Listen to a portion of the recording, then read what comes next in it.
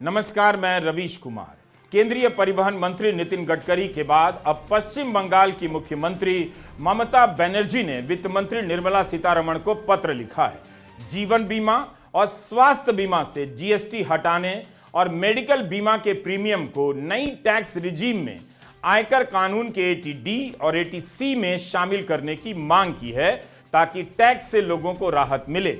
ममता बनर्जी ने अपने पत्र में मेडिकल बीमा पर 18% की जीएसटी को जन विरोधी बताया है और कहा है कि अगर इसे वापस नहीं लिया गया तो इसके खिलाफ सड़क पर उतरने की तैयारी की जाएगी। मेडिकल बीमा और जीवन बीमा पर 18% की जीएसटी अब राजनीतिक मुद्दे का रूप लेती जा रही कि 240 सीटें आने पर बीजेपी के भीतर बगावत हो रही है।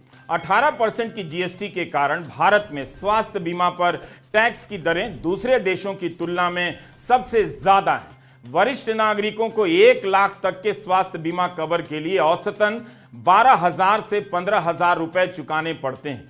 इसी साल जनवरी में confederation of general insurance agents association of India ने वित्त मंत्री से चिट्ठी लिखकर मांग की कि स्वास्थ्य बीमा अधिक लोग खरीद पाएं, समाज में सामाजिक सुरक्षा का दायरा बढ़े, इसलिए प्रीमियम के ऊपर 18% की जीएसटी घटा दीजिए, 5% तक ले आइए। पिछले 5 साल में स्वास्थ्य बीमा का प्रीमियम लगभग 2 गुना हो गया है, लेकिन इसका दायरा सीमित है।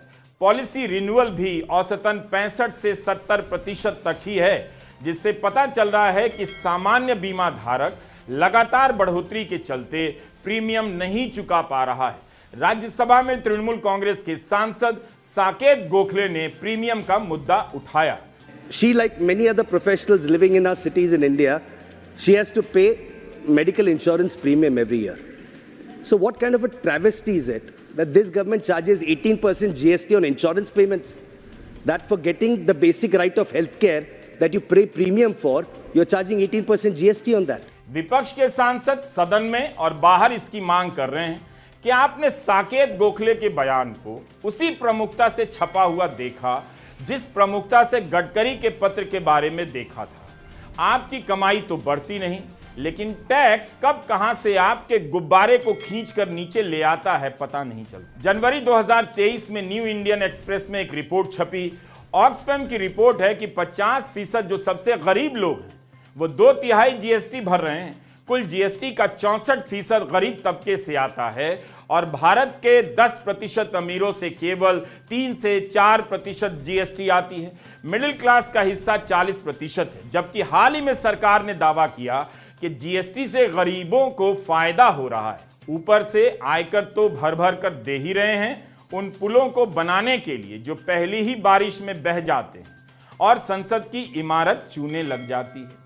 लोगों की हालत यह है कि बीमा पॉलिसी का नवीनीकरण नहीं करा पा रहे हैं क्योंकि 18% की जीएसटी से प्रीमियम महंगा होता जा रहा है। जीएसटी के पहले सर्विस टैक्स लगता था, पहले 5% था, फिर इसे घटाकर 3% किया गया, लेकिन 2015 में मोदी सरकार ने इस सर्विस टैक्स को 14% कर दिया और 2017 में जीएसटी आई तो 18% कर दिया।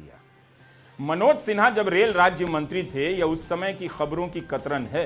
रेल राज्य मंत्री जीवन बीमा के अधिकारियों के संगठन के कार्यक्रम में कह रहे हैं वे वित्त मंत्री से जीएसटी का मुद्दा उठाएंगे। मनोज सिन्हा इस वक्त जम्मू कश्मीर केंद्र शासित प्रदेश के उपराज्यपाल हैं। भारतीय जीवन बीमा निगम में विकास अधिकारियों का एक संगठन है, national federation of insurance field workers of India. यह संगठन 2017 से ही 18% जीएसटी का विरोध कर रहा है। तब से लेकर अब तक सभी वित्त मंत्री और वित्त राज्य मंत्री को इस बारे में ज्ञापन दे चुका है कि 18% जीएसटी कम की जाए। इस संगठन के नेता दिवंगत वित्त मंत्री अरुण जेटली से भी मिल चुके हैं और मौजूदा वित्त मंत्री निर्मला सीतारमण से भी। सब्सक्राइब कीजिए न्यूज रिएक्शन चैनल को और प्रेस कीजिए नोटिफिकेशन बेल को ताकि आप पास के लेटेस्ट न्यूज अपडेट्स सबसे पहले